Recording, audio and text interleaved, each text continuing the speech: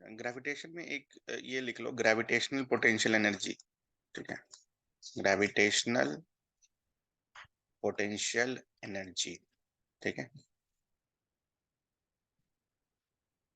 इसका जो वैल्यू आता है minus G m1 m2 by R, R square नहीं, G m1 m2 by are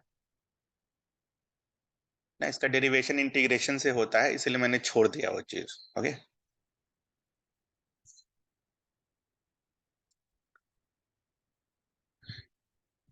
याद है जब हम वो कर रहे थे, क्या बोलते हैं, पोटेंशियल डिफरेंस इलेक्ट्रिसिटी में, तो पोटेंशियल एट अ पॉइंट क्या डिफाइन किया था?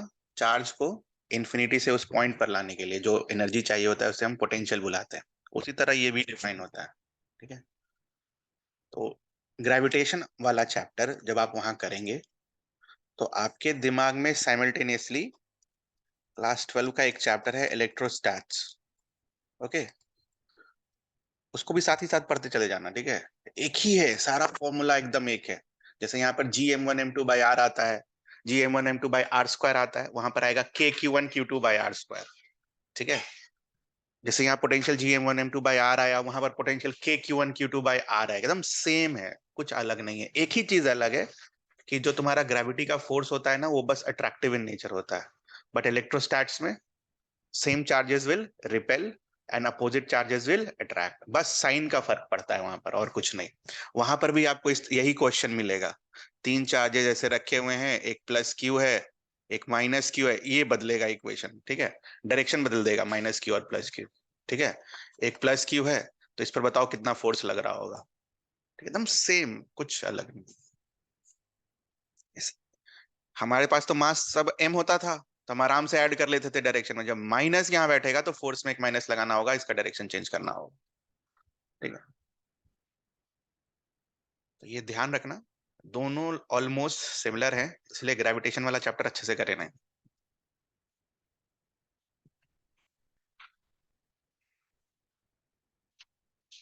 Next topic is buoyancy.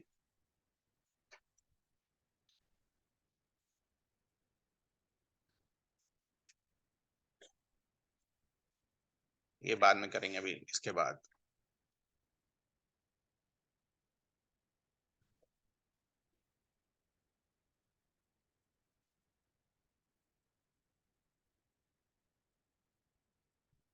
ठीक है, first buoyancy. What is buoyancy? तो सब force, it's a force. Buoyancy एक फोर्स होता है। ठीक है, दूसरा वाला part is very important. This force arises when a body is immersed in a fluid. Arises when body is immersed in a fluid. ठीक है, fluid can be air as well as water या liquid. ठीक है, what is fluid? Fluid का क्या definition होता है? Anything which can flow is called fluid. तो air भी fluid है और water भी fluid है। Fluid का भी definition लिख लो, anything which flows,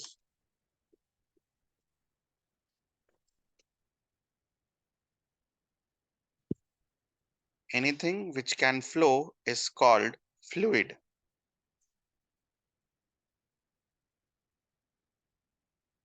Okay, example में लिख लेना, लिक्विड लाइक वाटर और गैस लाइक एयर। एयर भी फ्लो हो सकता है और लिक्विड भी फ्लो हो सकता है। तो anything which can flow is called a fluid. तो ये फोर्स कब आएगा बेटा?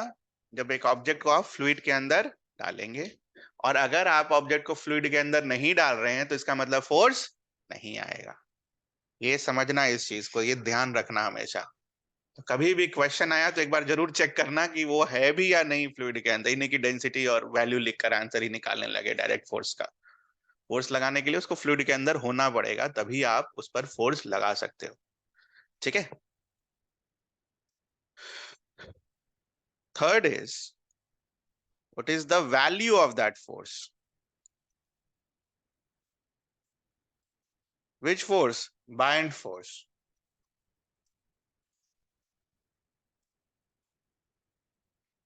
इसका वैल्यू क्या आएगा? 10 Newton, 15 Newton, 25 Newton, mass into acceleration, क्या लिखेंगे वैल्यू ऑफ दैट फोर्स? तो वैल्यू ऑफ दैट फोर्स लिखने से पहले कैन यू राइट दिस? ये वाला मैंने आपको सिखाया था पहला क्लास में, जब हम प्रेशर और फ्लूइड पढ़ रहे थे क्लास 8 में, कि लिक्विड के लिए प्रेशर हम कैसे लिखते हैं।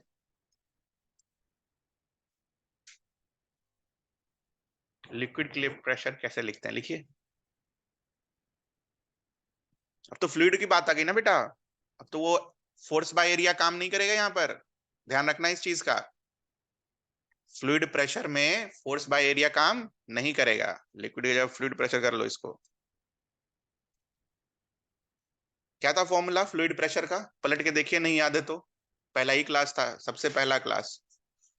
फ्लूइड प्रेशर, वो जो बॉटल से हमने होल किया था, होल से वाटर आ रहा था, फ्लूइड प्रेशर क्या था? हाँ, height of liquid, density of the liquid and acceleration due to gravity. दिख रहा है सभी को? एच रो जी लिखा था हमने।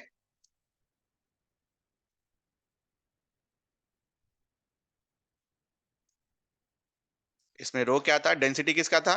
लिक्विड का। ठीक है, पहली क्लास में हमने ये लिखा था, value of that force.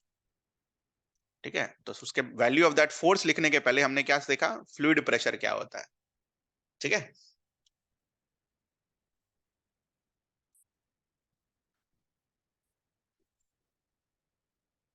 Next value लिखने के लिए एक बार ये फोटो देखना होगा, कहाँ गया?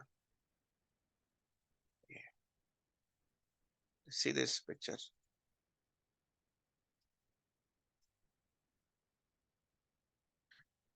Now tell me how much part of this ball is in fluid? कितना पार्ट है? लगभग आधा दिख रहा है ना? तो आधा है या नहीं है ये हम कन्विंसली नहीं बोल सकते हैं कि कितना पार्ट है, बट इतना तो है कि कुछ पार्ट सबमर्ज्ड है और कुछ पार्ट आउटसाइड है, ये तो बोल ही सकते हैं। इसमें किसी को कोई दिक्कत?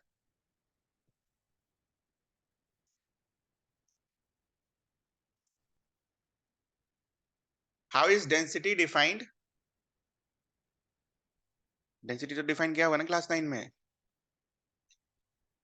है ये? नहीं डेंसिटी पता? पहले छोड़ो इसको, फिर 2 मिनट लिखो क्या होता है डेंसिटी।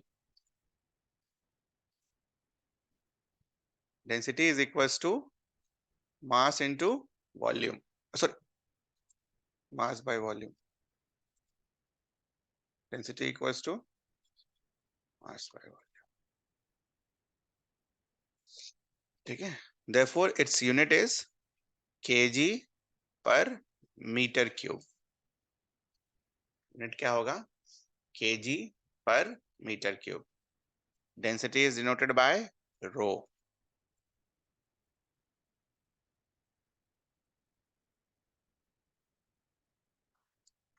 ठीक है, तो यहीं से हम मास को क्या लिख सकते हैं बेटा? डेंसिटी इंटू वॉल्यूम लिख सकते हैं हम। Mass is equal to density into volume.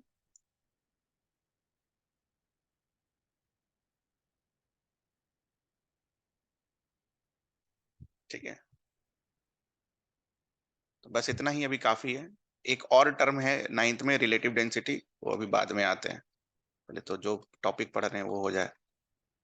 तो density is equal to mass by volume, mass is equal to density into volume. इधर आओ वापस से, ठीक है।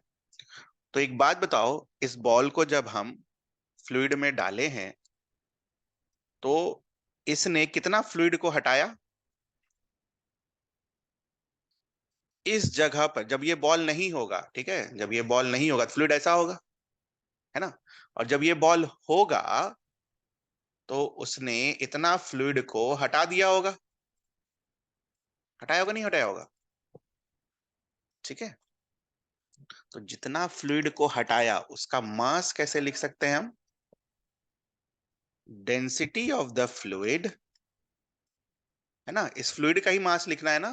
तो density of the fluid into what? Submerged volume. दिख रहा है ये आपको? सभी को दिख रहा है ये? नहीं दिख रहा है तो पूछ लेना यार, नहीं तो आप कभी फ्लोटेशन का नहीं लिख पाओगे फॉर्मूला। दिख रहा है ये? तो what we can right?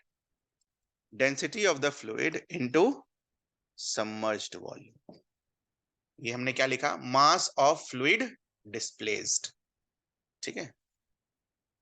Now suppose ये बॉल पूरा डूबा हुआ होता, जो कि आपने क्लास 9 में सॉल्व किया होगा, ठीक है। तब मास ऑफ फ्लूइड डिस्प्लेस क्या लिखते हैं हम? तो रटा हुआ था आपको, density of the fluid into volume of the ball. Volume of the ball क्यों लिख पाए हम? क्योंकि इस बार पूरा का पूरा बॉल डूबा हुआ है। Can you see this? पूरा का पूरा बॉल फ्लूइड के अंदर है, तो सबमर्ज्ड वॉल्यूम किसके बराबर हो गया? वॉल्यूम ऑफ बॉल के बराबर होगा कि नहीं होगा? ठीक है। इसलिए नाइन्थ में आप डायरेक्टली फ्लूइड का डेंसिटी और बॉल का डेंसिटी मल्टीप्लाई करके लिख देते थे, क्योंकि बॉल पूरा डूबा हुआ होता था। बट आगे अब ऐसा नहीं होगा। बॉल हो सकता है आधा डूबा हुआ रहे, 3/4 डूबा हुआ रहे, 1/4 डूबा हुआ रहे। तो दिस वन इज करेक्ट, है ना। मान लो बॉल नहीं डूबा हुआ है तो सबमर्ज्ड वॉल्यूम क्या आ जाएगा? 0। बायंसी का फोर्स क्या आएगा? 0। अच्छा ठीक है, अभी बायंसी का फोर्स लिखना नहीं है। सबमर्ज्ड वॉल्यूम 0 आ जाएगा। बॉल पूरा डूबा हुआ होगा तो सबमर्ज्ड वॉल्यूम का वॉल्यूम किसके बराबर आ जाएगा? पूरा वॉल्यूम ऑफ बॉल। बॉल आधा डूबा हुआ होगा तो submerged volume will be what? Volume of ball divided by 2। ये समझ में आता है आपको?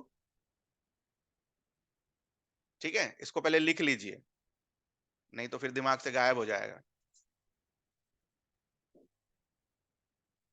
ऐसे ही बनाकर, फोटो बनाकर, ठीक है, ऐसे बनाकर इसको सबमर्ज्ड वॉल्यूम लिखिए।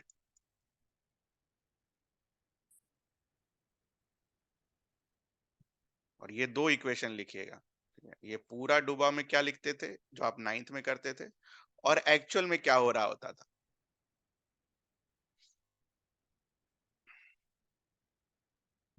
समझने में कोई दिक्कत है तो मेरे से पूछ लो।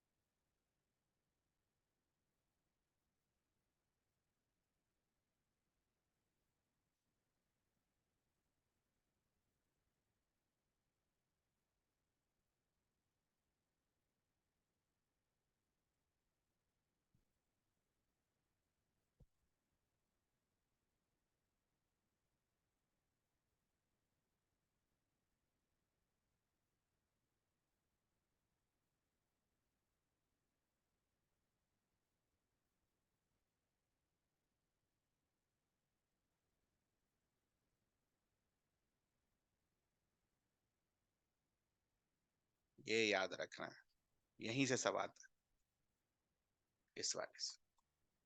mass of water displaced is equals to, या mass of fluid displaced is equals to density of the fluid into, हो सकता है कभी मरकरी भी दे दे वहां पर, ठीक है। तो mass of water displaced बोलते हैं, बट क्या हो रहा होगा? mass of fluid displaced, ठीक है। mass of fluid displaced is equals to density of the fluid and volume submerged, ठीक। अब तो बस खाली फोर्स ही लिखना है, मास मिल गया है।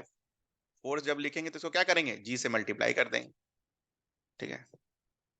फोर्स लिख लीजिए, force of buoyancy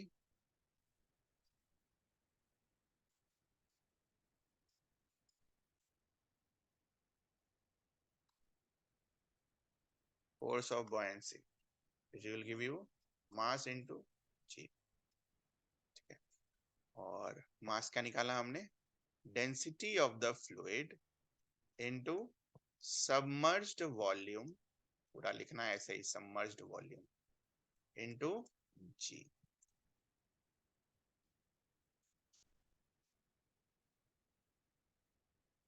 okay, clear है? ये कुछ पूछना है इसमें? डायरेक्शन तो मैग्नीट्यूड लिखा, चौथा में लिखो ये, यही लिखा हुआ है बेटा, वॉल्यूम समझना, यही लिखा हुआ है। कैसे लिखा हुआ है? वॉल्यूम को क्या लिखते हैं? What is the basic formula for volume? Area of base into height करते हैं। ये देखो हाइट ये रहा, height fluid g will give you what? Pressure, and pressure into area will give you what? Force. यही लिखा हुआ है, इसलिए मैंने आपको दोबारा लिखवाया था। ठीक है, लिख ही लो फिर, ये तो नहीं कर पाओगे आप। इसके ब्रैकेट में नीचे लिख लेना, वॉल्यूम सबमर्ज्ड, वॉल्यूम का basic formula area of base into height.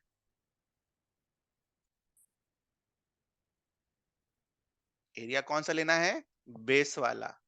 ठीक है, हाइट कौन सा लेना है? ऊपर से, जो हमने सीखा था। जैसे मान लो ये क्यूब ऐसे डूबा हुआ है, हाइट कौन सा लेंगे? ये वाला। और एरिया ऑफ बेस कौन सा लेंगे? ये वाला। ठीक है,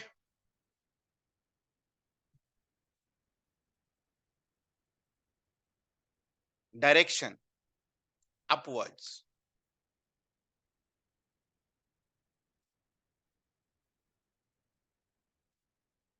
it acts upwards when emerged in a fluid. Fluid में डालोगे तो डायरेक्शन कहां रहेगा? ऊपर की तरफ। ठीक है, तो फोर्स का मैग्नीट्यूड लिख लिया, फोर्स का हमने डायरेक्शन लिख लिया। ठीक है, नाउ फोर्स बैलेंसिंग इक्वेशन भी लिखेंगे अब हम। ये बॉल, बॉल के फ्री बॉडी डायग्राम में कौन कौन सा फोर्स लग रहा है बेटा? बताओ जल्दी से। यहां लिखा हुआ है आपके सामने, ऊपर से किसका फोर्स लग रहा है? ग्रेविटी का। नीचे से किसका फोर्स लग रहा है? बायंसी का। ठीक है, तो दो फोर्सेस हैं।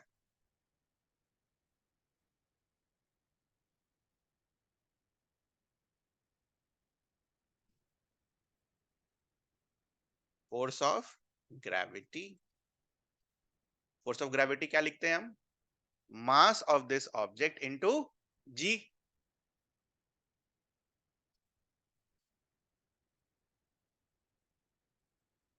मास ऑफ द ऑब्जेक्ट को डेंसिटी के टर्म्स में कैसे लिखेंगे बेटा? Density of the object into volume of the object into g. ठीक है, फोर्स ऑफ बायंसी हमने क्या लिखा? Density of the fluid into submerged volume into g, ये लिखा हमने। ठीक है, अब एक बात बताओ, एक बॉल है जो जस्ट यहां पर टच करके फ्लोट कर रहा है, डूबा नहीं है। ठीक है, जस्ट पूरा डूबा हुआ है। ठीक है, but it has not sink. ठीक है, यहीं पर है, नीचे नहीं गया। ठीक है, तो इसको हम लोग क्या बोलेंगे? Just the condition of what? Flotation. तो इस केस में इस बॉल के ऊपर एक डाउनवर्ड फोर्स लग रहा होगा ग्रेविटी का, और एक अपवर्ड फोर्स लग रहा होगा बायंसी का।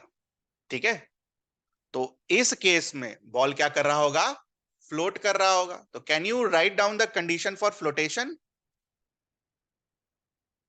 फ्लोटेशन का कंडीशन लिखिए जरा, ढंग से लिखिएगा। पहले फॉर्मूला लिखिएगा, और तो कुछ है नहीं इसके ऊपर। फ्लोटेशन कब होगा? जब दोनों बराबर हो जाएंगे।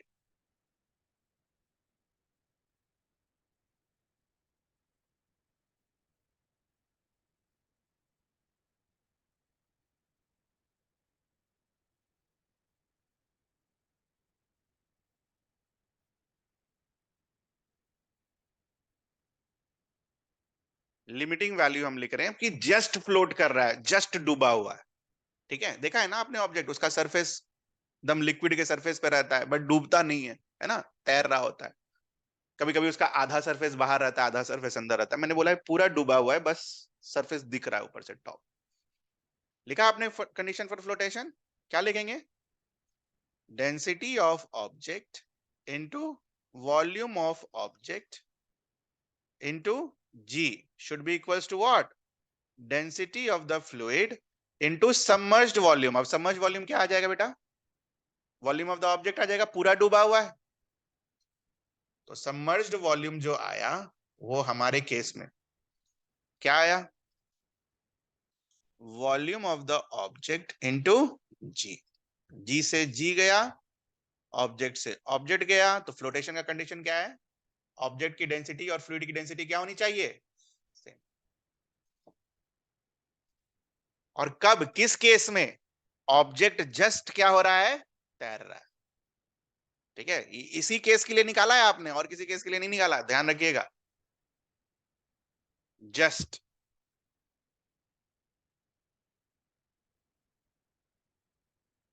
Now can you tell me what will be the condition for sinking? क्या होना चाहिए जो ऑब्जेक्ट डूब जाए? देख के बताइए, सामने है। कब डूबेगा ऑब्जेक्ट बेटा? जब ऊपर से उसको कोई ज्यादा धक्का दे रहा होगा। तो क्या कंडीशन है? Force of gravity should be greater than force of buoyancy. इसमें किसी को कोई दिक्कत? लिखिए जरा कंडीशन ऑफ सिंकिंग। और जब कोई ऑब्जेक्ट डूबेगा, तो डूबेगा तो पूरा ही अंदर होगा, आधा तो बाहर होगा नहीं, होगा कि नहीं? ध्यान है ये चीज। जब कोई ऑब्जेक्ट डूबेगा तो वो पूरा डूबा हुआ रहेगा, ये ध्यान रखना है। लिखिए कंडीशन ऑफ सिंकिंग।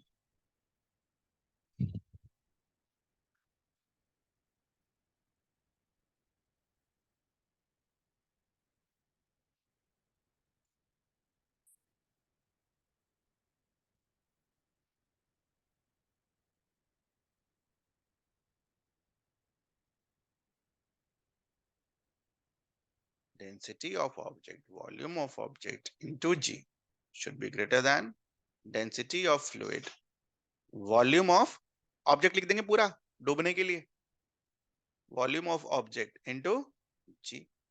Now ये ग्रेटर देन इनइक्वालिटी का साइन है। इनइक्वालिटी का साइन तब तक चेंज नहीं होता है जब तक दोनों साइड आप कैंसिल जो चीज कर रहे हो वो पॉजिटिव हो। तो क्या वॉल्यूम कभी नेगेटिव होगा? नहीं होगा, तो इसको हम कैंसिल आउट कर सकते हैं। जी का वैल्यू प्लस 9.8 दोनों साइड। क्या आया इक्वेशन? क्या यही आप क्लास 9 में पढ़ते थे कि ऑब्जेक्ट डूब जाएगा जब उसका डेंसिटी क्या होगा? ज्यादा होगा। नाउ आज हमने उसका रीजन भी सीख लिया कि क्यों ऐसा होता है। तो क्या क्लास 11 में या 12 में जेई में ये क्वेश्चन अगर आए तो हम कर लेंगे? अब बिल्कुल आएगा। बायनसी पर एक सवाल, तैयार रहना इसके लिए। अच्छे अच्छों के हवा नहीं लगता कि वो क्या लग रहा होता है नीचे से बायनसी का फोर्स। फ्लूइड रहा तो बायन फोर्स आएगा, फ्लूइड अगर मान लो नहीं रहा, बायन फोर्स नहीं आएगा। ठीक है, एक एग्जांपल हम आपको देखकर दिखाते हैं। से फॉर एग्जांपल ऐसा ही सवाल सब पूछेगा आपसे। एक कंटेनर है, this is fluid 1 and this is fluid 2।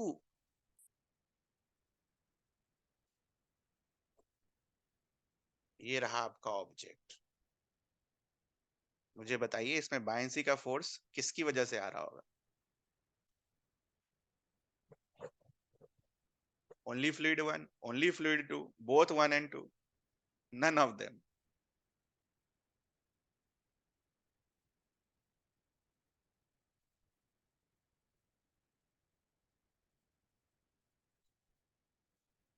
Both.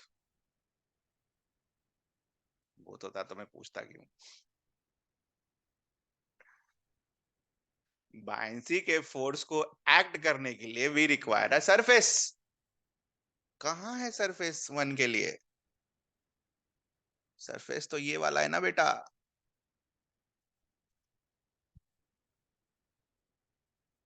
जब सरफेस ही नहीं है यहाँ पर तो फोर्स काहे का। ठीक है, कोई बात नहीं, सिखाया जाएगा, टेंशन मत लो। बट ध्यान रखना इस चीज का, माइंसी में बस यही सबसे टिपिकल सवाल बनता है जो आप कर सकते हो, है ना। फ्लूइड देखना है, उसके बाद उस सरफेस पर फोर्स देखना है। ठीक है, अभी करेंगे आप, अभी आपको समझ में और आएगा। ये क्लियर है आपको, सिंकिंग, फ्लोटेशन, कुछ पूछना है उसमें? और तीसरा केस जो डिफिकल्ट केस है, आधा ऊपर, या मतलब वन थर्ड ऊपर या 40% ऊपर और थोड़ा सा नीचे डूबा हुआ, ऐसा भी तो फ्लोटेशन होता है ना, थोड़ा सा ऊपर थोड़ा सा नीचे। तो इसको कैसे निकालेंगे, क्या करेंगे? सेम केस यहां पर भी, ये फाइंड आउट करने पूछता है कि कितना डूबा हुआ है, या फिर ये फाइंड आउट करने पूछता है ये कितना बाहर है। ठीक है, तो क्या हम पहले वाले पर, ठीक है, ग्रेविटी का फोर्स लिख सकते हैं बॉक्स के ऊपर? क्या लिखेंगे ग्रेविटी का फोर्स बॉक्स के ऊपर? Density of the object into complete volume of the object into g, ये ग्रेविटी का फोर्स आएगा। बायंसी का फोर्स क्या लिखेंगे ये बता दो बस, सोच कर बताना, टेक योर टाइम। ठीक है, ठीक है, इसलिए एच नीचे है, ये एच नीचे है। बायंसी का फोर्स लेंगे, क्यूब है, H H, cube, this is cube. Buoyancy का फोर्स क्या लिखेंगे?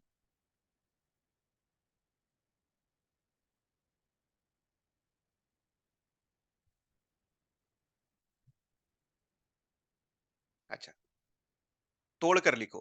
क्या सबसे पहले डेंसिटी ऑफ लिक्विड लिखेंगे? इसमें तो किसी को कोई दिक्कत नहीं। क्या यहां पर जी का वैल्यू लिखेंगे? इसमें कोई दिक्कत नहीं है। अब बच क्या गया? डूबा हुआ वॉल्यूम लिखना है, तो डूबा हुआ वॉल्यूम लिख सकते हो आप बेसिक फॉर्मूले से। डूबा हुआ वॉल्यूम, बताओ डूबा हुआ वॉल्यूम क्या होगा? What is area of base? H into H, area of base लिख सकते हो। डूबा हुआ वॉल्यूम क्या लिख सकते हैं? ये जो अंदर में होगा H I, this will be your डूबा हुआ वॉल्यूम। तो इस केस में फ्लोटेशन का कंडीशन क्या होगा? Rho naught V naught g is equals to rho L g और डूबा हुआ वॉल्यूम। डूबा हुआ वॉल्यूम कैसे लिखते हैं, क्लियर है आपको? कुछ पूछना है उसमें, बताइए। कुछ पूछना हो डूबा हुआ, ये सब तो हो जाएगा यार, ये नहीं लिखाता है, ये कैसे लिखा? डूबा हुआ वॉल्यूम, अब लिख लेंगे, सब लिख लेंगे। देखो बेटा, 9 वाले बच्चे ने लिख लिया था, ठीक है, सॉल्व नहीं हुआ उनसे, मैंने क्वेश्चन पूछा था इनके टेस्ट में, 7वें टेस्ट में, लिख लिया था उन्होंने। तो लिखिए, ये रहा 20 नंबर।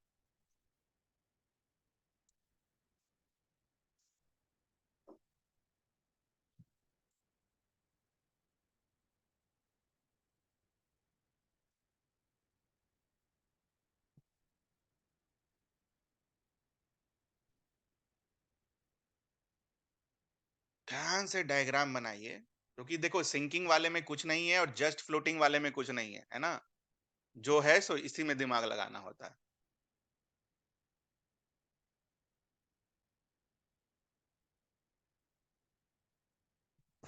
मैंने आपको वेक्टर के अलावा और कुछ एक्स्ट्रा नहीं बताया।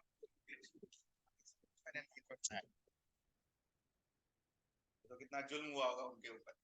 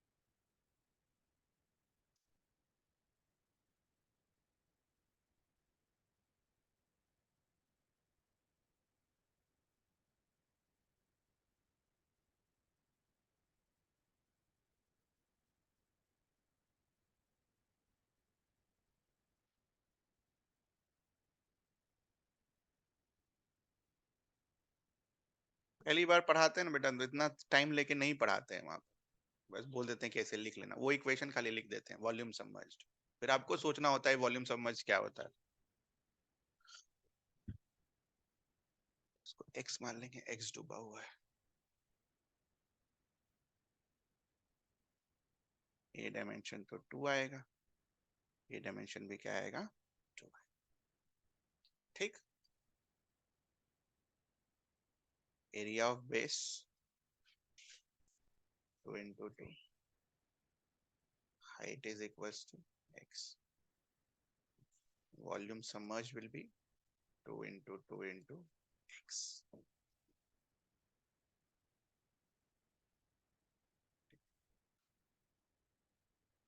Since it is given ये फ्लोटिंग है, तो फ्लोटिंग के लिए क्या लिखेंगे, ग्रेविटी का फोर्स। तो ग्रेविटी के फोर्स के लिए क्या लिखेंगे, ऑब्जेक्ट का डेंसिटी, ऑब्जेक्ट का पूरा वॉल्यूम इनटू जी। बायंसी के फोर्स के लिए क्या लिखेंगे, density of the liquid into submerged volume into ji. G और जी कैंसिल आउट हो जाएगा। डेंसिटी का, ऑब्जेक्ट का डेंसिटी कितना दे रखा है, 2। ऑब्जेक्ट का वॉल्यूम क्या होगा, 2 इंटू 2 इंटू 2।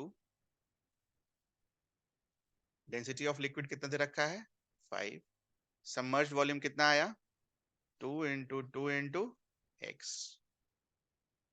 ठीक है, तो एक 2 से एक 2 गया, एक्स का वैल्यू क्या आएगा, 8/10। तो x इज इक्वल टू 0.8 आया, ये आपका 0.8। ये तो डूबा हुआ वॉल्यूम आया, आपसे बाहर वाला पूछा गया है, तो बाहर वाला वॉल्यूम कितना आ जाएगा, है ना, क्या पूछा क्वेश्चन, अबव द सरफेस। ठीक है, ये पढ़ना है, आंसर हो सकता है गलत भी आ जाए। ठीक है, above the surface, above the surface कितना हो जाएगा बेटा, 2 से 0.8 घटा देंगे, दिस विल बी 1.2 मीटर। ये आया अपना answer. Second part, find the mass of water displaced. देखिए देखिए फॉर्मूले में देखिए क्या होता है मास ऑफ वाटर डिस्प्लेस्ड। फर्क यही है कि आप जो मास ऑफ वाटर डिस्प्लेस निकालते थे नाइन्थ में, उसे पूरा डूबा हुआ रहता था, और यहां पर जो है वो पूरा डूबा हुआ नहीं है। तो पूरा डूबा हुआ नहीं है तो कौन सा लेंगे हम, वॉल्यूम सबमर्ज्ड वॉल्यूम।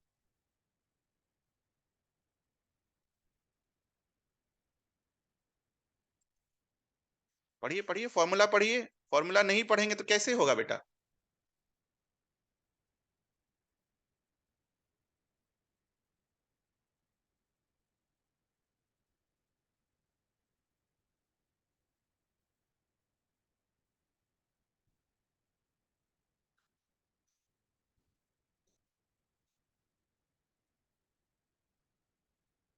बेटा मास के लिए डेंसिटी से भी मल्टीप्लाई करेंगे ना, 3.2 जो आया है ना बेटा। आपने बस वॉल्यूम निकाल दिया ना, वॉल्यूम नहीं पूछा था, मास पूछा था ना, कहाँ गया mass of water displaced,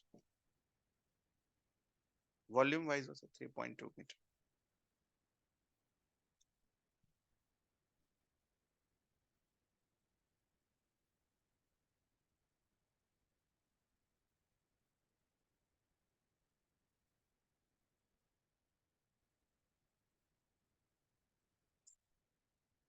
volume of liquid displace, water displace का अलग क्वेश्चन बनता है। कितना आया, ये आया आपका 5 इंटू 2 इंटू 2 इंटू 0.8, नहीं आया, density into volume submerged. Volume नहीं पूछा है ना, मास ऑफ लिक्विड डिस्प्लेस पूछा है। तो मास ऑफ लिक्विड डिस्प्लेस कैसे निकालेंगे, volume of liquid into density of the liquid. ये आया आंसर। तो 4 इंटू 0.8 विल गिव यू 3.2, और 3.8 को 5 से मल्टीप्लाई करोगे तो 5 3 15, 16 kg, 16 kg आया answer, mass of fluid displaced आया ये। और अगर पूरा डूबा हुआ होता तो क्या निकालते हैं हम, 5 इंटू 8, 40। क्लियर है ये, आपको कुछ पूछना है। देखो जो भी करा है सब है, ये कल करा था ना हमने ये वाला 19 number, 2 kg 4 kg at a separated by distance 2 metre. कर लो इसको, कर लो, ये वाला करो। Where should be the third mass be kept so that the force due to A and B nullifies. कर लो 19। एग्जैक्ट क्वेश्चन यही है जो पढ़ाया जाता है ना। कल तो मैंने अपने मन से बना के दे दिया था, exact question is this one.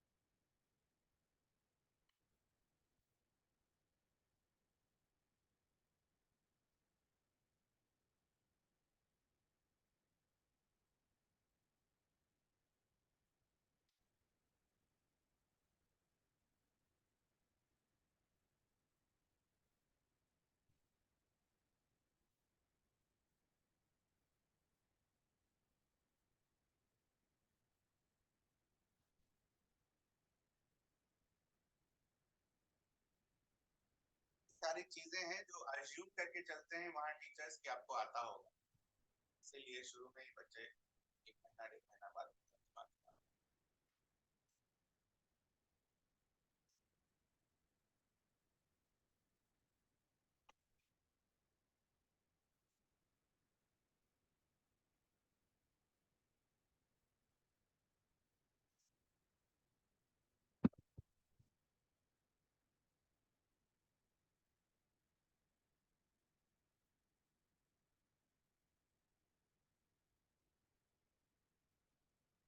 दो बॉडीज हैं 2 kg और 4 kg, ठीक है, separated by a distance of 2 metre. तीसरा बॉडी 1 किलो का रखना है इनके बीच में कहीं, ठीक है, कहीं भी रख दो 1 kg का, सच दैट नेट फोर्स बीच में ही रखेंगे और कहीं नहीं रखेंगे, मैंने आपको सिखाया था कल, या और कहीं भी रख दीजिएगा तो नेट फोर्स 0 नहीं आएगा। एक डिस्टेंस को x मान लेंगे, दूसरा क्या होगा 2 माइनस एक्स, लिख दीजिए अब। ये वाला फोर्स, ये 2 kg वाला इसको अपनी तरफ खींच रहा होगा, तो G2 into 1 divided by x square, और 4 kg वाला इसको अपनी तरफ खींच रहा होगा, तो क्या लिखेंगे G4 1 divided by 2 minus X का स्क्वायर। यह है आपका इक्वेशन। G से G जाएगा, 2 से 2 जाएगा, 2x² is equal to 2 minus X का होल स्क्वायर, तो 4 plus x² minus 4x is equal to 2x², x² plus 4x minus 4, वही आया इक्वेशन कल वाला, है ना। फिर इसको क्वाड्रेटिक फॉर्मूला से सॉल्व कर लेंगे, b² माइनस 4 इसी से, ठीक है, और देख लेना x नेगेटिव नहीं आना चाहिए, ठीक है, तो हो जाएगा बाकी सारा क्वेश्चन, ठीक है। तो कुछ ग्रेविटेशन में इतना ही है। ठीक है, ये तो ज्यादा ही है ये वाला, ये तो मतलब यही है, 11th में यही है, ठीक है, इससे ज्यादा है ही नहीं। दो फ्लूइड वाला एक सिस्टम बचता है 11th में, और दो तीन फ्लूइड जितना भी ऐड करना है, but basic is this one, ठीक है, तो 11th वाला ही है। कुछ पूछना है आपको इसमें बायनेंसी में? ठीक है, एडजस्टेंट रीजन के लिए हम रेडी रहेंगे। आप क्यों डूबता है, क्यों डूबता है? ग्रेविटी का फोर्स ज्यादा हो जाता है एज कंपेयर टू बायनेंसी का फोर्स, ठीक है। This is all for gravitation. Next chapter is work power energy. अच्छा रुक जाओ रुक जाओ रुक जाओ, नेक्स्ट नहीं, ये दो बचा हुआ है, ये कर लेते हैं। कहाँ गया, ये दो बचा हुआ। Variation of value of ji with height depth and poles and equator, ठीक है, तो आप खुद भी कर लोगे। Suppose this is my earth, this is radius of earth, और एक ऑब्जेक्ट है यहाँ पर अर्थ के सरफेस से h। Can you right the force of gravitation between earth and this body is m? लिखिए, अर्थ का mass is me,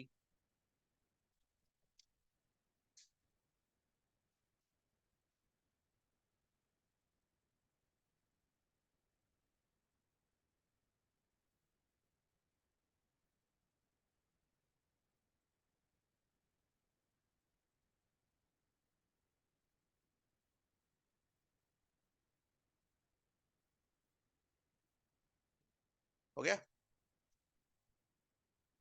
Distance between the centers, what is the distance between the centers?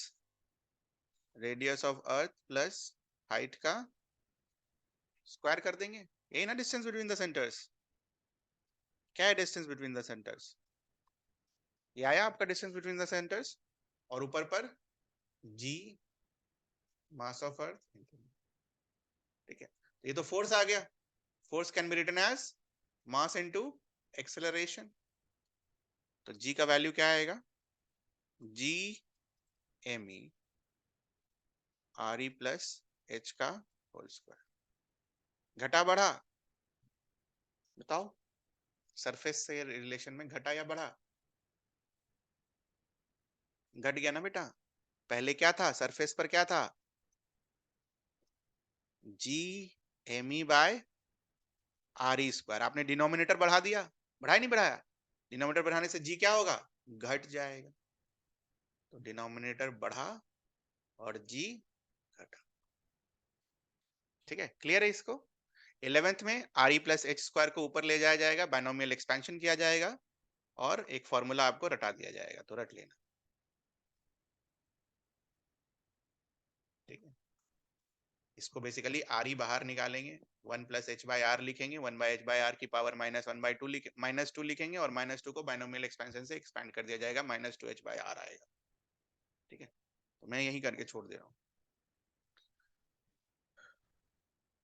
ठीक है,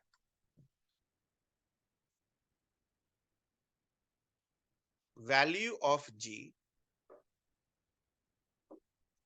with depth, depth मतलब जब हम अंदर जाएंगे, तो ये लिखना मत, ठीक है, मतलब इसका फॉर्मूला नहीं लिखना, क्या होगा बस उतना देखना है। से फॉर एग्जांपल सरफेस से हम डी अंदर आए, तो value of ji with depth will decrease, ये भी डिक्रीज होगा। तो सरफेस के ऊपर चले जाओ या सरफेस के अंदर चले जाओ, वैल्यू ऑफ जी क्या होगा? डिक्रीज होगा। कैसे आता है, उसके लिए भी बहुत सारा आपको कैलकुलेशन करना पड़ेगा। ठीक है, पहले तो इसको gravitational force due to sphere आपको सीखना होगा, स्फीयर की वजह से क्या आता है।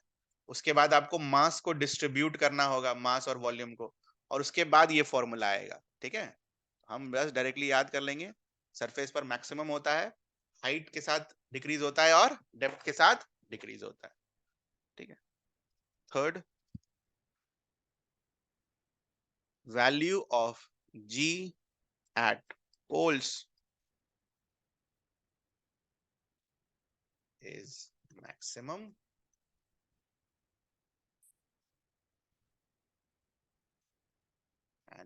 इक्वेटर पर क्या होगा? Minimum. Why it is so? बता सकते हैं?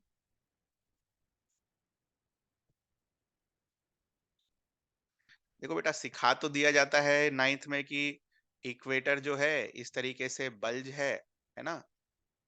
तो इधर हाइट ज्यादा है, इधर हाइट कम है। ठीक है, तो हाइट ज्यादा होगा तो जी का वैल्यू क्या आएगा? कम आएगा, है ना? यहाँ हाइट कम है तो जी का वैल्यू क्या आएगा? ज्यादा आएगा। ये रटाने के लिए है। एक्चुअल में क्यों आता है? बिकॉज ऑफ, जब इसको डिराइव करोगे 11th में, व्हाट यू विल सी कि थीटा का वैल्यू आता है यहां पर हम, ठीक है, फोर्स का वैल्यू लिखते हैं। और थीटा का वैल्यू इसलिए आता है due to rotation of the earth. ठीक है, अर्थ रोटेट नहीं कर रहा होता तो हम ये थीटा, ये वाला फोर्स नहीं लिख रहे होते। ठीक है, तो थीटा का एक वैल्यू 0 आ जाता है। ठीक है, यहाँ पर थीटा का वैल्यू 90 आ जाता है। ठीक है, जिसकी वजह से आप जब फाइनल इक्वेशन में उसको पुट करते हो तो पोल्स पर वैल्यू ज्यादा आता है एज कंपेयर टू इक्वेटर। तो ब्रैकेट में लिख लो क्यों आता है? Due to rotation of earth, ये रीजन है।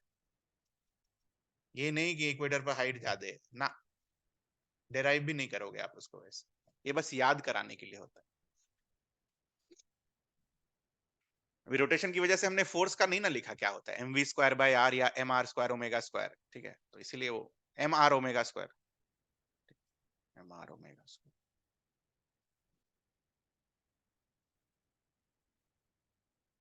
तो ये याद रहेगा, ये दोनों लास्ट वाला, ये डेराइव डेराइव होता है, ये वही करना है, यहाँ ज्यादा हो जाएगा। ठीक है? ये आसान था तो ये कर दिया, इसका भी दूसरा वाला पार्ट नहीं किया, बाइनोमियल एक्सपेंशन।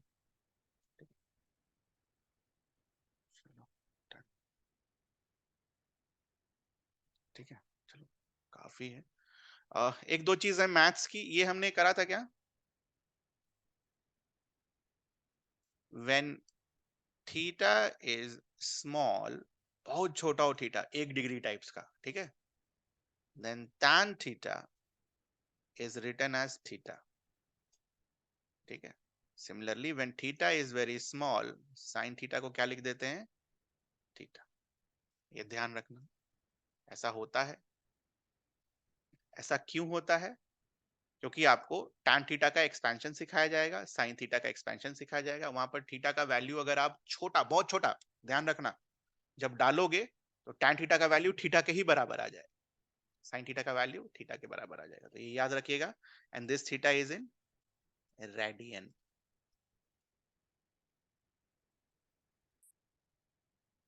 कौन सा रेडियन? 2 पाई का 360 वाला। ठीक है, तो यूजफुल है। जैसे वो साइन 53 और 37 वाला था, पहले से करके जाएंगे तो सही रहेगा दिमाग में। So this is all about this gravitation and buoyancy. And the next one is work power energy. लिखिए वर्क पावर एनर्जी। थोड़ा सा फिर दिमाग खराब होगा वर्क पावर एनर्जी में, क्योंकि एक नया चीज सीखेंगे पहले और उसके बाद work power energy.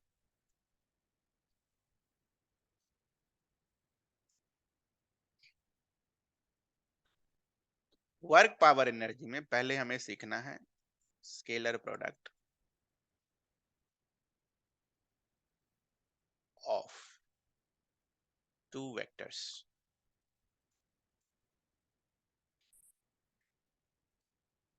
What is the meaning of this? Scalar product को हम डॉट प्रोडक्ट भी बुलाते हैं। ठीक, तो सबसे पहले मीनिंग। से फॉर एग्जांपल आपके पास दो वेक्टर्स हैं, ठीक है, एक ये और एक ये। एक एक को फोर्स मान लो, एक को डिस्प्लेसमेंट मान लो। ठीक है,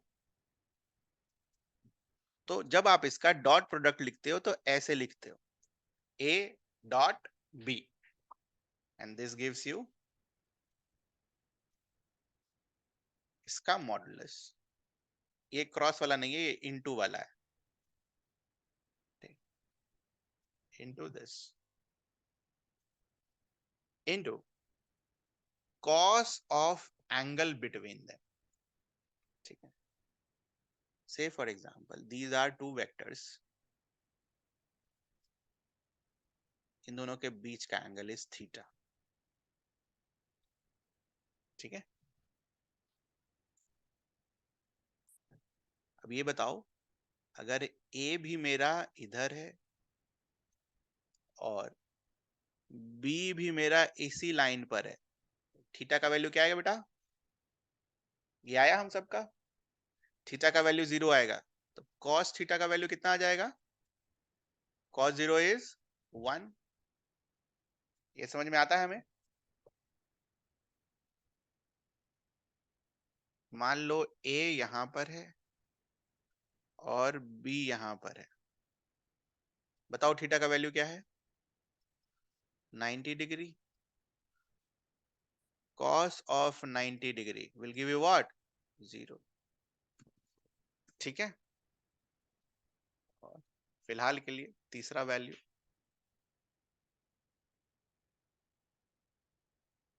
a यहां है, b यहां है, ठीक है। इस बार एंगल कितना है? 180 डिग्री, जिसका वैल्यू आप नहीं जानते, पढ़े होंगे तो पता चल जाएगा। cos 180 degree is -1।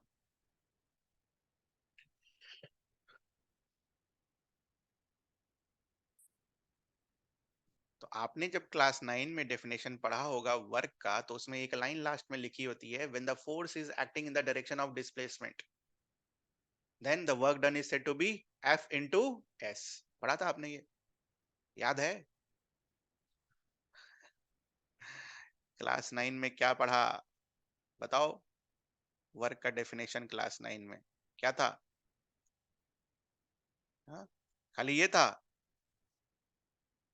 उसके आगे पीछे नहीं पढ़ा आपने। ये कब लिखा था? ये लाइन लिखी हुई थी, when force is acting in the direction of displacement। ये क्यों लिखा था बताइए? क्योंकि वर्क फोर्स इनटू डिस्प्लेसमेंट नहीं होता है, क्या होता है? ये होता है, ठीक है। करिए, इसको खोलिए इस तरीके से,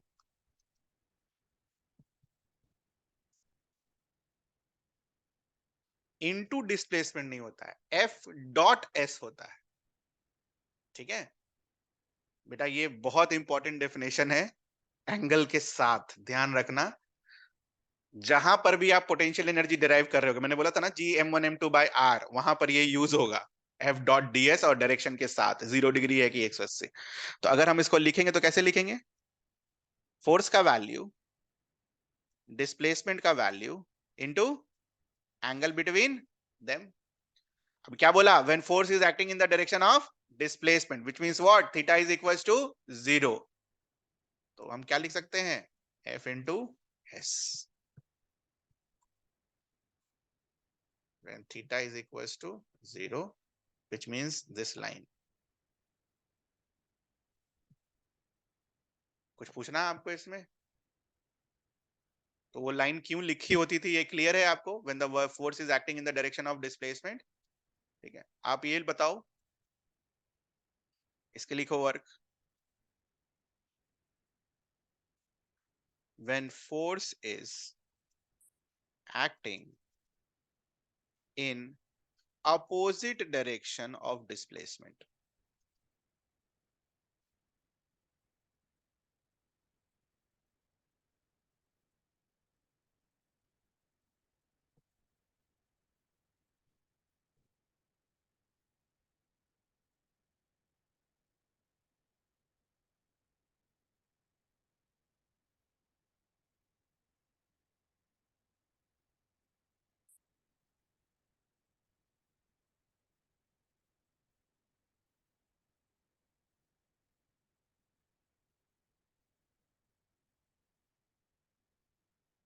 क्या है answer? -F into S, perpendicular. When force is perpendicular to the displacement,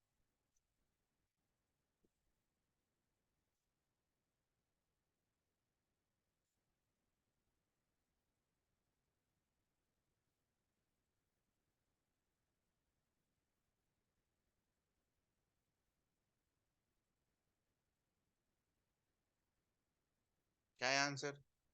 0 आया सभी का? नाउ द क्वेश्चन, क्लास 9 का question, when is work done said to be 0? करिए इसको आंसर। वर्क डन 0 कब होगा?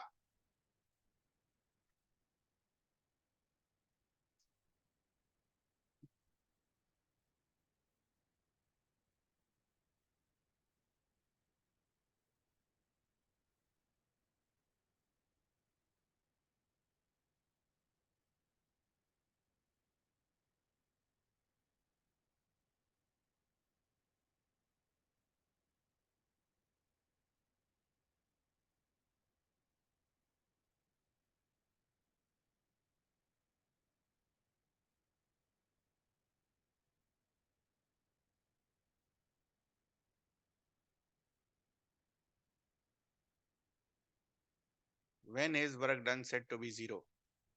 क्या है आंसर बताइए? वर्क डन 0 कब होगा? बोलिए। अरे बोलिए ना बेटा, क्या होगा? गलती ही होगा ना। वर्क डन 0 कब होगा? गलती तो होगा ही। Then it is 0। हाँ, वेरी गुड।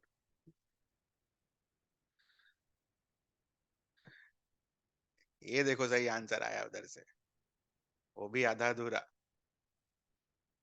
पहले तो इसका लिखेंगे हम, आधा नहीं मतलब 2/3 सही है, कॉस थीटा। वर्क 0 कब होगा?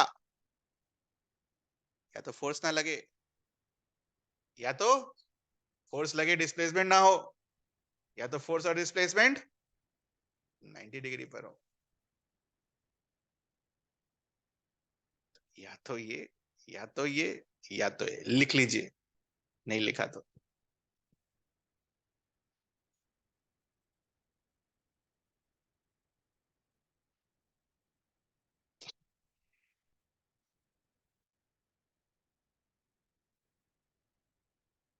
इधर फोर्स इज 0 और डिस्प्लेसमेंट इज 0 और the angle between them is 90 degree.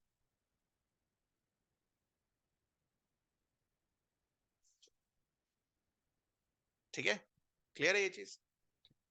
हाँ। अगला वाला जो पोर्शन है ये है थोड़ा एक लेवल ऊपर।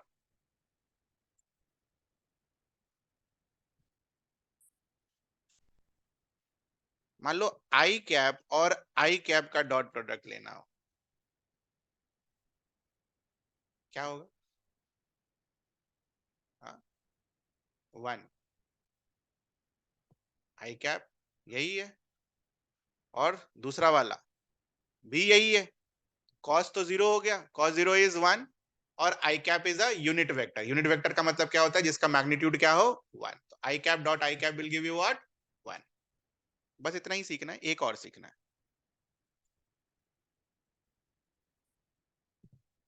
आई कैप और जे कैप, एक बार डायरेक्शन बनाओ जरा, आई कैप और जे कैप का सिर्फ डायरेक्शन बनाओ, देखो दिख जाएगा वो। आई और जे को मल्टीप्लाई नहीं कर रहे, आई और जे को डॉट प्रोडक्ट ले रहे हैं, ध्यान रखना, we are taking dot product. I और जे का डॉट प्रोडक्ट क्या आया? 0 आया, 0 सभी का आया 0, वेरी गुड। इसके बाद क्लास 8 वाला एक मल्टीप्लीकेशन करेंगे आप, करिए इसको।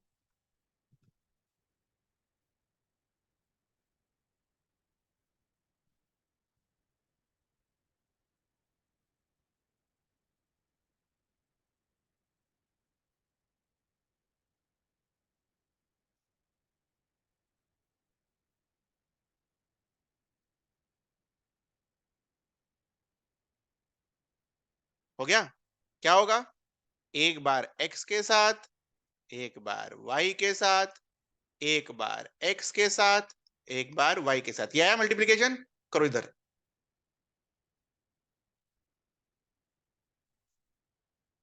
2i into 3i।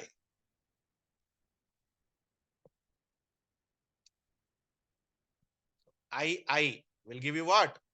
1, 2 3s are 6। 2i into 3j 0, आई जे 0 हो जाएगा ना, तो 0। 2j इंटू 3i, तो i डॉट j है 0 है, तो j डॉट i भी 0 होगा, क्योंकि अभी भी एंगल दोनों के बीच में क्या है, 90 डिग्री, 0। और 2.3 6 12 यूनिट्स आया आपका आंसर, ये बताइए सभी का। ठीक है, ये कैसे जीरो किया, जे आई को यहां से, ये दो याद रखना है। अभी के वगैरह भी आएगा 3 डायमेंशन का, तो जब आएगा तब सीख लेना, इसी को खाली एक्सटेंड करना होगा, और कुछ एक्स्ट्रा नहीं है। ठीक है, तो can you find the work done when force is 3i cap plus 4j cap and displacement is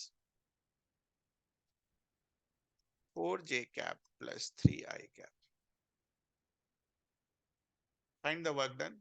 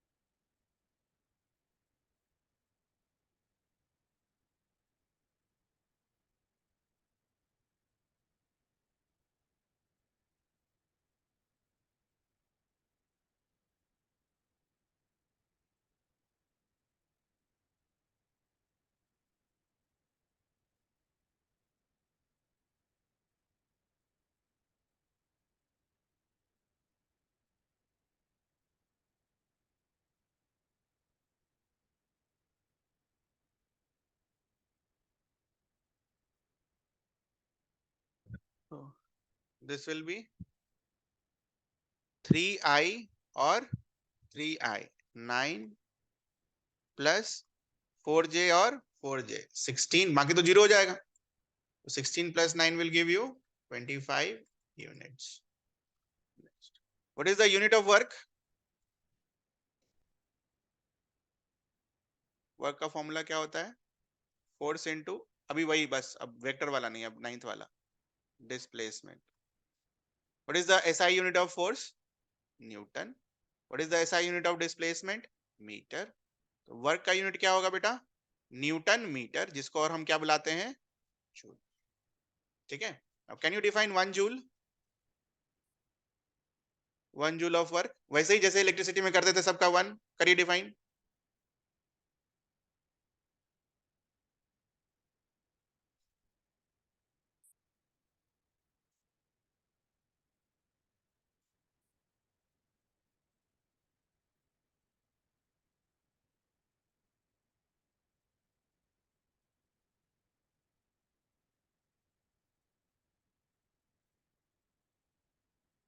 हो गया, when 1 newton of force displaces an object by 1 meter, then we say that 1 joule of work has been done. Clear है ये चीज? कुछ पूछना हो आपको इसमें? ठीक है, आज के लिए इतना ही। ठीक है, और जब अगली क्लास होगी तो होली के बाद ही होगी अब। ठीक है, और ये इंपॉर्टेंट है बेटा, ये जो मैंने आपको ये वाला पेज जो कराया, दिस इज इंपॉर्टेंट, और वो बॉयंसी वाला, ठीक है, वो भी इंपॉर्टेंट, ध्यान रखना। वर्क डन पर और भी कुछ चीजें हैं, वर्क डन बाय ग्रेविटी कैसे लिखते हैं, फिर वर्क एनर्जी थ्योरम कैसे लिखते हैं, ठीक है, वो सब सीखना है हमें। तो दैट्स इट, जा सकते हैं आप। कुछ पूछना है आपको? पढ़िए अच्छा से, याद रहेगा तो अच्छा रहेगा आपके लिए।